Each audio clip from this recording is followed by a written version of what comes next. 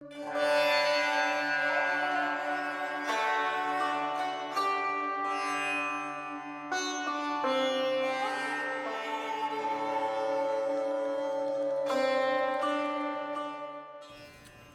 morning, everyone.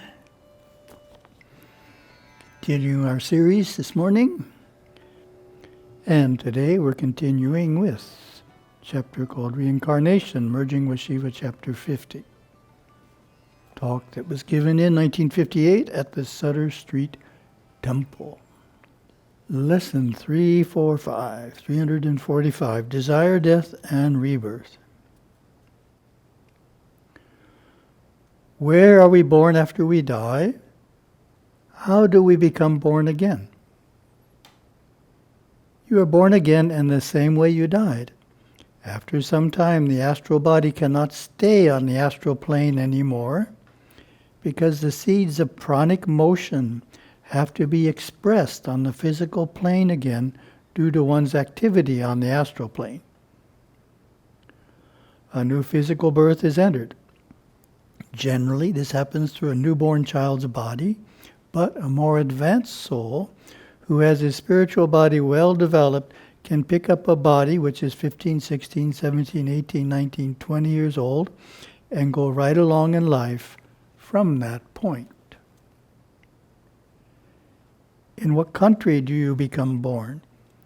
It all depends upon what country you were thinking about before and when you died. If you had a desire to go to Canada, most likely you will be born in Canada next time around. If you had been thinking about going to South America a year or two before you passed away, you would be reincarnated in South America because that was your destination. If you were very much attached to your own particular family and you did not want to leave them, you would be born back in that immediate family again, because your desire is there. The astral body is the body of desire. So, commentary. I jokingly say reincarnation is the cheapest way to travel. Power of desire relates not just to the country, but also to family and religion. And this, of course, is referring to strong desires, not just a passing fancy. In other words, Gurudeva doesn't mean if you think about Canada a week before you die, you're going to get reborn in Canada. He means that it's a strong desire. It has to be strong in order to manifest. Text. Students probing the mysteries of reincarnation often ask, if reincarnation is true, why can't I remember my past lives? They might just as well ask another question. Why do we not remember everything in detail in this life? The memory capabilities, unless highly trained, are not that strong, especially after having endured the process of creating a new body through another family and establishing new memory patterns. However, there are people who do recall their past lives in the very same way that they remember what they did yesterday. Former life memory is that clear and vivid to them. However, it is neither necessary nor advisable to pursue events, identities, or relationships that may have existed in previous lives. After all, it is all now. We don't think it important to remember details of our childhood years, to wallow in happy or unhappy nostalgia. Why pursue the remembered residue of what has already come and gone? Now is the only time, and for the spiritual seeker, past life analysis or conjecture is an unnecessary waste of useful time and energy. The present now is the sum of all prior thens. Be now. Be the being of yourself this very moment, and that will be the truest fulfillment of all past actions. Commentary. Over the years, a number of individuals have talked to me about their past lives. Some of them had past life readings and were proud to tell me of the type of person they had been in their past life. Of course, as part of my response, I include that we don't look at knowledge of past lives as important. Gurudeva said it well. The present now is the sum of all prior thens. Be now. In other words, you are in the present moment, the sum total of all of your past actions. In that sense, the past exists in the present. Text. The validity of reincarnation and its attendant philosophy are difficult to prove. And yet science is on the threshold of discovering this universal mechanism.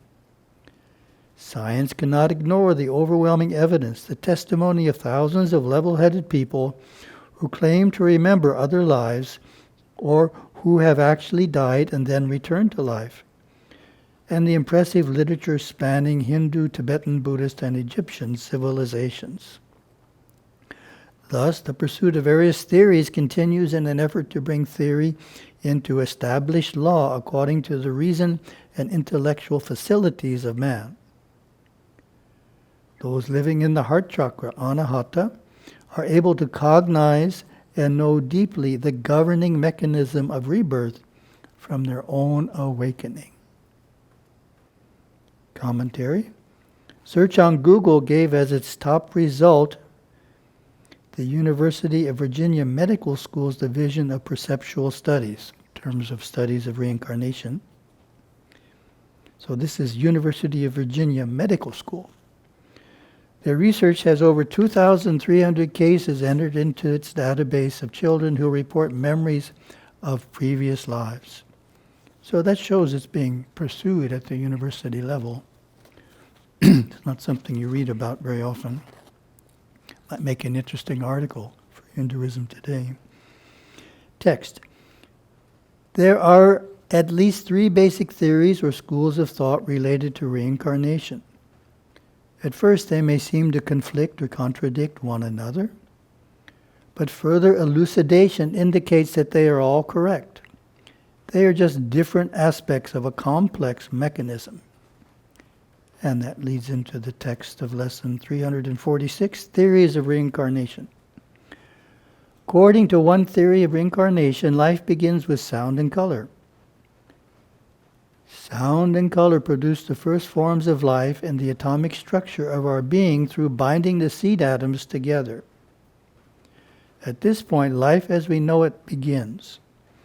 It remains in a seed state or state of conception until the instinctive and intellectual cycles evolve into maturity through the process of absorption of more atoms into the astral body. This process continues until the physical body is formed around the astral body.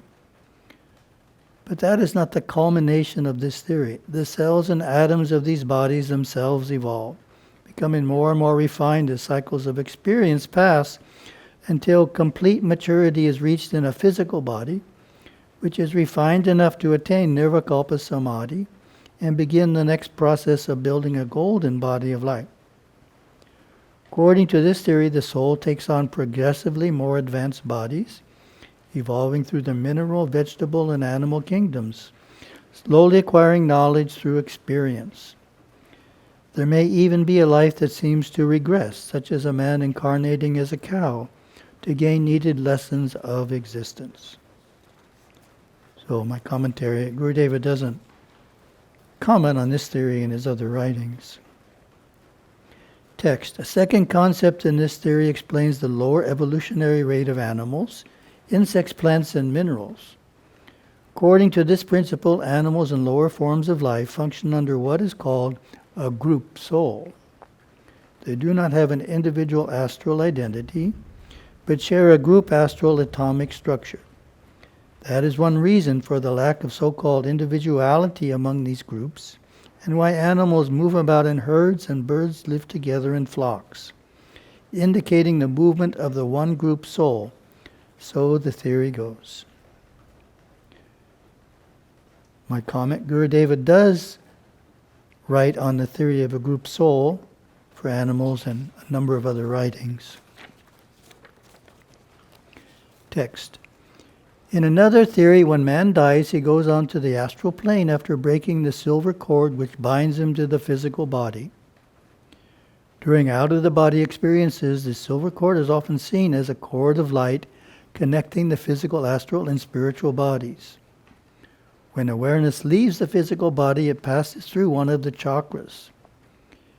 If our life has been one of baser emotion and reason, we would exit through one of the chakras near the base of the spine, either the Muladhara or Swadhisthana, and begin a conscious existence on a lower astral plane. From there, we would work out various experiences or reactionary conditions caused by congested mental and emotional forces which impressed our subconscious mind during the course of our lifetime. On the astral plane, we may relive many experiences by reactivating them, creating for ourselves heavens or hells.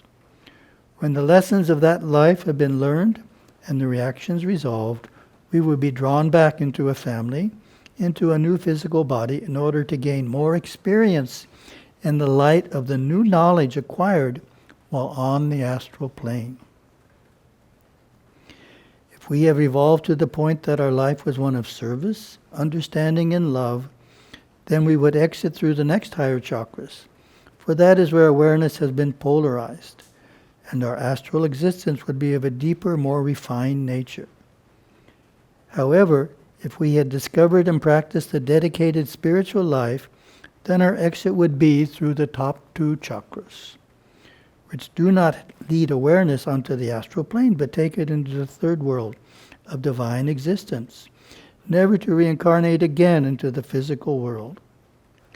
After Nirvikalpa Samadhi is attained and perfected, so that the Mahayogi can go into it at will, he leaves the body consciously through the door of Brahman, the center of the Sarasvara chakra above the pituitary gland at the top of the head.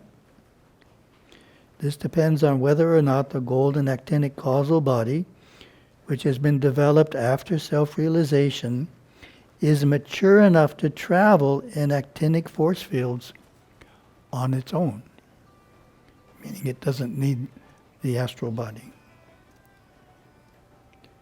So this is all important. My commentary says, these two paragraphs relate to Gurudeva's advice for the time of transition, which is to strive to be in the highest chakra possible.